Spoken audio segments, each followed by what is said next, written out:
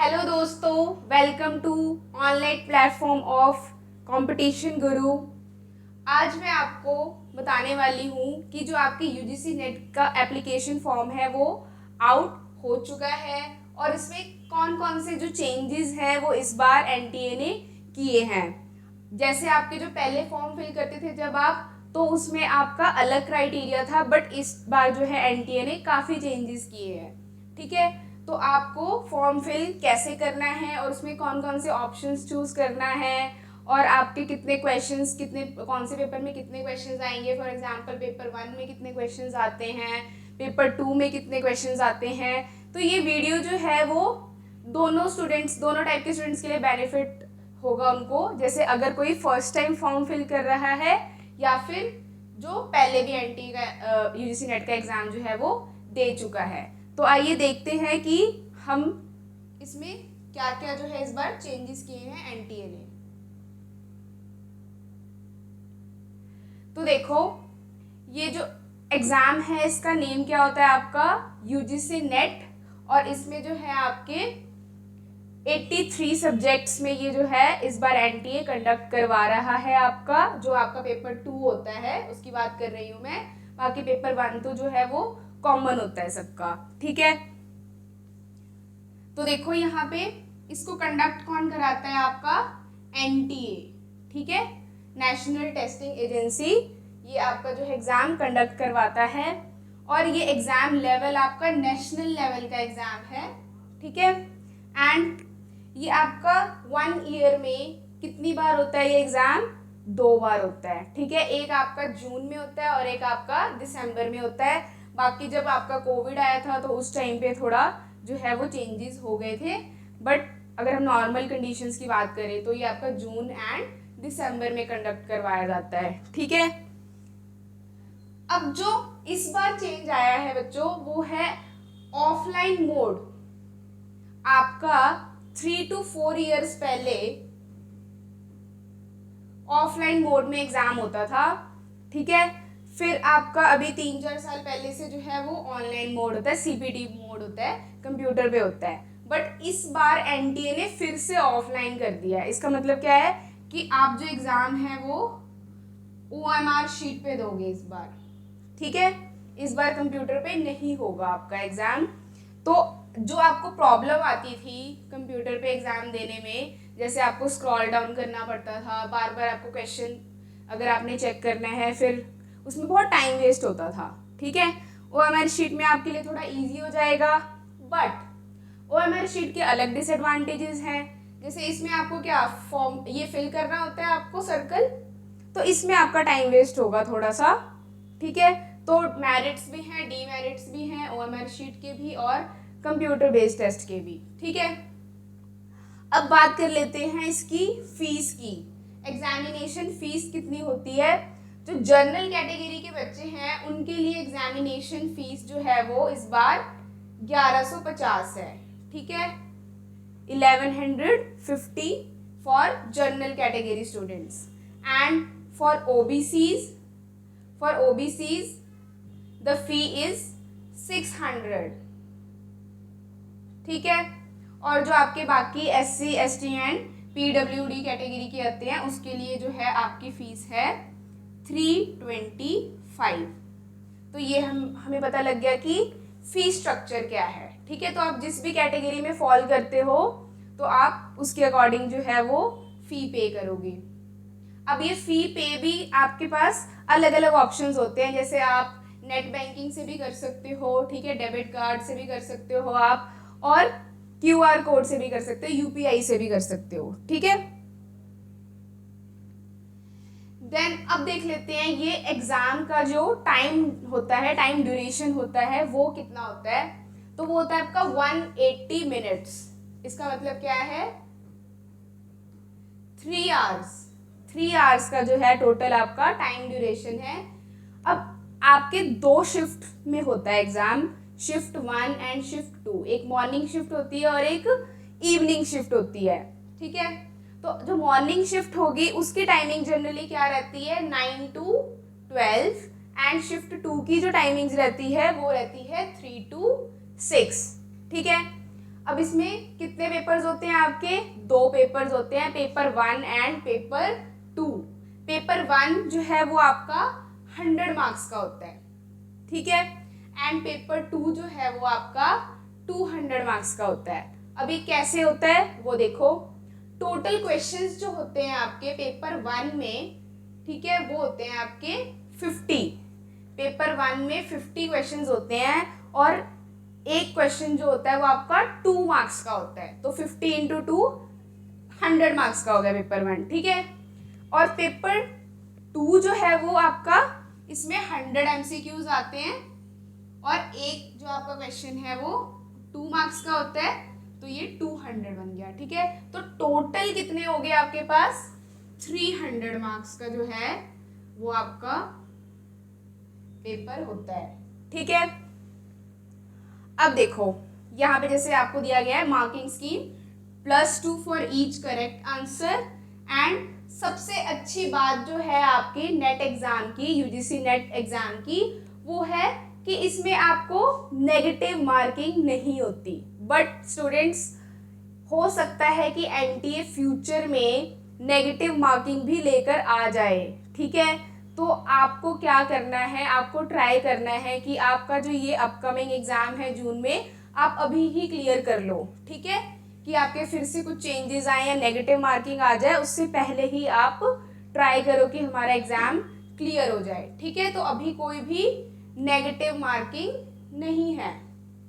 Then medium of exam, किस medium में आप दे सकते हो? Both English and Hindi. तो अगर किसी बच्चे को इंग्लिश में थोड़ी दिक्कत आती है क्वेश्चन को पढ़ने में और समझने में, तो वो हिंदी में भी जो है ऑप्शन चूज कर सकता है, ठीक है, या हिंदी में भी, जो दोनों लैंग्वेजेस में आपको क्वेश्चन गिवन होते हैं नेट के एग्जाम में, ठीक है। तो आपको घबराना नहीं है अगर आपकी थोड़ी इंग्लिश में प्रॉब्लम आती है आपको तो। अब नेक्स्ट हमारा, हम ये एग्जाम देते क्यों हैं, हमारा मेन पर्पस क्या होता है, या ये एग्जाम देने के बाद हम आगे क्या क्या हमारे पास स्कोप होते हैं, ठीक है। तो देखो, या तो आप जो है वो एज अ असिस्टेंट प्रोफेसर किसी भी कॉलेज में एज अ असिस्टेंट प्रोफेसर आप ज्वाइन कर सकते हो अगर आपका यूजीसी नेट का एग्जाम क्लियर हो जाता है, ठीक है। या आप क्या कर सकते हो, जेआरएफ, ठीक है, मतलब कि इसमें आपके कट ऑफ पे डिपेंड करता है कि आपकी कट ऑफ कितनी गई है। तो सपोज करो अगर मैं कॉमर्स की बात करूं, ठीक है, तो इसमें जो कट ऑफ है मैक्सिमम वो 190 टू 230 तक मैक्सिमम आउट ऑफ 300 इतनी जाती है आपकी कॉमर्स की। अगर मैं बात करूं, ये भी आपकी फिक्स नहीं रहती, हर साल जो है चेंज होती रहती है। वो डिपेंड करता है कि आपका एग्जाम का जो डिफिकल्टी लेवल है वो कितना है, ठीक है। अगर ज़्यादा डिफिकल्ट एग्जाम होगा तो आपकी कट ऑफ और हाई होगी, ठीक है, और अगर कट ऑफ कम होगी। अगर आपका जो है एग्जाम मुश्किल है, डिफिकल्ट है, तो आपकी कट ऑफ कम होगी, और अगर इजी है तो कट ऑफ ज़्यादा होगी, ठीक है। देन अब इस बार जो है आपके क्या चांसेस हैं कि जैसे इस बार ऑफलाइन है, आपको पता है ओएमआर शीट में आप एग्जाम दोगे, तो इस बार जो है वो चांसेस हैं कि आपका सेम डे में, क्योंकि एनटीए ने जो है वो 16 जून जो है वो डेट डिसाइड की है एग्जाम की, ठीक है। अभी हम आगे देखेंगे, 16 जून एक डे डिसाइड कर लिया है, तो उसी दिन जो है मोस्ट प्रोबेबली सब जितने भी सब्जेक्ट्स हैं आपके वो सारे एक ही दिन में कंडक्ट करवा देगा, अलग अलग इंस्टीट्यूशन में जो है वो एग्जामिनेशन सेंटर प्रोवाइड करके, ठीक है। तो यहाँ पे अगर हम अप्रॉक्सीमेटली देखें तो आपके 181 जो है वो आपके सेंटर्स जो है वो बन सकते हैं, ठीक है। नेक्स्ट जो इसकी ऑफिशियल वेबसाइट है यूजीसी नेट की, एनटीए की, वो आपकी ये है, ठीक है। तो अगर आपने फॉर्म फिल करना है अपना, तो आप इस लिंक पे जो है वो जाके आप फिल कर सकते हैं अपना फॉर्म। देन एक ये नंबर भी दिया गया है, एनटीए ने ये नंबर दिया है, अगर आपको कोई भी प्रॉब्लम आती है फॉर्म फिल करने में, ठीक है, या आपका डॉक्यूमेंट अपलोड नहीं हो रहा, या कोई भी इशू होता है तो आप इस नंबर पे भी डायल करके जो है वो पूछ सकते हैं। ठीक है, अब देखो डेट्स जो है क्या है, वो जो आपके एग्जाम डेट है वो 16 जून 2024 है। ठीक है, मतलब मैंने बताया था आपको कि एक ही दिन जो है वो आपके सारे पेपर जितने भी सब्जेक्ट हैं, ठीक है, 83 सब्जेक्ट्स जो हैं आपके, वो एक ही दिन कंडक्ट होने के चांसेस हैं। ठीक है, क्योंकि आप पहले जो है एनटीए ने अलग डेट्स बताई थी, 10 जून से 21 जून तक बताई थी, बट अब इन्होंने 16 जून एक ही डेट बताई हुई है। ठीक है, यही रीज़न है आपका जो इतने सारे चेंजेस किए हैं इस बार एनटीए ने, यही रीज़न है कि आपका जो फॉर्म आउट हुआ है, एप्लीकेशन फॉर्म, थोड़ा सा टाइम लग गया एनटीए को। ठीक है, नेक्स्ट है ये नोटिफिकेशन कब आई है, 20 अप्रैल। ठीक है, देन आपका जो लास्ट डेट है फॉर्म फिल करने का वो है आपका 10 मई। ठीक है, रात के 12 बजे से पहले पहले आप 10 मई तक फॉर्म आप फिल कर लेना। वैसे मैं आपको एडवाइस करूंगी कि आप मोस्ट मैक्सिमम आप 9 या 8 मई तक जो है वो फॉर्म फिल कर लेना, क्योंकि जब लास्ट डे फॉर्म फिल करते हैं ना बच्चे, तो क्या प्रॉब्लम आती है, सर्वर डाउन आ जाता है, क्योंकि सारे लास्ट डे ही फॉर्म फिल कर रहे होते हैं, तो आपका नेट बहुत ही स्लो चलता है और सर्वर डाउन हो जाता है। फिर सपोज करो आप बैठे हो 10 बजे रात को फॉर्म फिल करने, और ये टाइमिंग लास्ट क्या है 11:50, ठीक है, रात के, तो आपका सर्वर ही डाउन हो गया और आपका फॉर्म फिल ही नहीं हुआ। ठीक है, वैसे तो एनटीए एक्सटेंड भी कर देती है डेट, बट इस बार जो है वो कम चांसेस है। ठीक है, देन अब एडमिट कार्ड जो है इसका, यूजीसी नेट का आपका एडमिट कार्ड, ये जैसे कि आपको पता होगा ये आपका 1 वीक पहले आएगा आपका एडमिट कार्ड। अभी इसके बारे में कोई नोटिफिकेशन नहीं आई है, वैसे मोस्ट प्रोबेबली आपके 2-3 डेज पहले ही आता है एडमिट कार्ड। ठीक है, अब आपका ये मैंने एप्लीकेशन फीस आपको पहले बता दिया, एक बार फिर से देख लो। जनरल कैटेगरी के लिए 1150, ओबीसी एंड ईडब्ल्यूएस के लिए 600, and SC ST PWD and transgender, ये भी अच्छी चीज़ इस बार की है, इनके लिए भी है जो फॉर्म वो फिल कर सकते हैं। ठीक है, तो इनके लिए 325 जो है वो एप्लीकेशन फीस है। अब इसको देखते हैं हम, एलिजिबिलिटी क्या है, मतलब कौन कौन जो है इस फॉर्म को फिल कर सकता है। ठीक है, candidate who possesses a master's degree can apply for the UGC NET exam.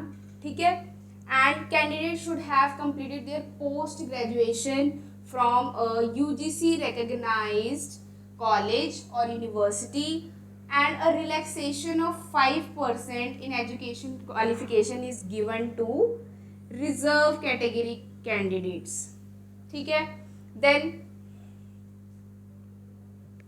है candidates who have cleared the state eligibility test, मतलब सेट भी होता है, जैसे आपका नेट होता है वैसे आपका सेट होता है, ये स्टेट वाइज होता है, before June 1st 2012 are exempted from taking the UGC NET exam. ठीक है, वेरी इंपॉर्टेंट, जो बच्चे 1 जून 2002 में सेट क्लियर कर चुके हैं वो, उनको यूजीसी नेट एग्जाम देने की कोई ज़रूरत नहीं है। ठीक है, वो भी पीएचडी के लिए जो है वो अप्लाई कर सकते हैं। अब यहाँ पे एज लिमिट देखते हैं, अभी हमने क्वालिफिकेशन देखी है, अब ये एज लिमिट देखो, candidate should not be more than 30 years of age to be eligible for NTA NET JRF। ये जो आपकी 30 years की एज है वो JRF के लिए है। ठीक है, जो आपका यूजीसी नेट सिंपल है उसके लिए कोई एज लिमिट नहीं होती आपकी, JRF के लिए एज लिमिट होती है जो है आपकी 30 years। अब जेआरएफ में बोल रही हूँ, जेआरएफ का मतलब क्या है, इसमें जो है वो गवर्नमेंट आपको स्कॉलरशिप प्रोवाइड करती है, ठीक है, स्कॉलरशिप देती है पीएचडी करने के लिए, ठीक है। और इस स्कॉलरशिप का अमाउंट अब बहुत ही अच्छा पे कर रही है government, around I think 40K के अराउंड जो है पर मंथ वो पे करती है, ठीक है। रिलैक्सेशन, ये वाला पॉइंट देखो, a relaxation of 5 years in age criteria is given to reserve category, जो रिजर्व कैटेगरी के स्टूडेंट्स हैं SC ST वगैरह, उनके लिए 5 years का जो है वो रिलैक्सेशन है, मतलब उनकी जो मैक्सिमम एज है जेआरएफ के लिए वो 35 है, ठीक है, गॉट इट।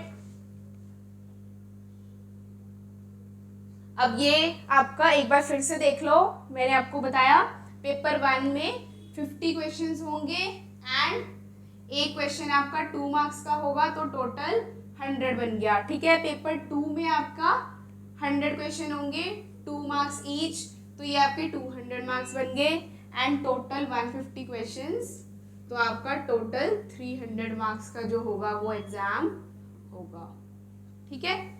तो पेपर 2 आपका अलग अलग सब्जेक्ट में हो सकता है, for example commerce, management, English, ठीक है, और अदर लैंग्वेजेस भी होते हैं आपके, पाली, हिंदी, ठीक है, ये बहुत सारे लैंग्वेजेस में होता है। 83 सब्जेक्ट्स में जो है एनटीए कंडक्ट कराता है ये एग्जाम, ठीक है। और सबसे अच्छी बात कि कंपटीशन गुरु भी जो है वो यूजीसी नेट की प्रिपरेशन करवाता है, तो अगर आपको यूजीसी नेट की तैयारी करनी है for both paper 1 and paper 2, तो आप जो है वो हमें ज्वाइन कर सकते हैं। ऑनलाइन एंड ऑफलाइन दोनों मोड है आपके लिए।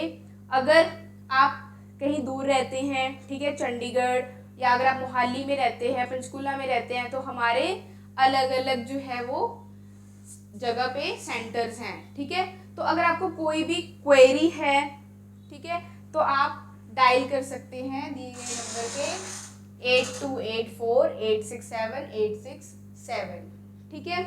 ऑल द बेस्ट, जल्दी फॉर्म अपना फिल करिए और एग्जाम क्रैक करिए।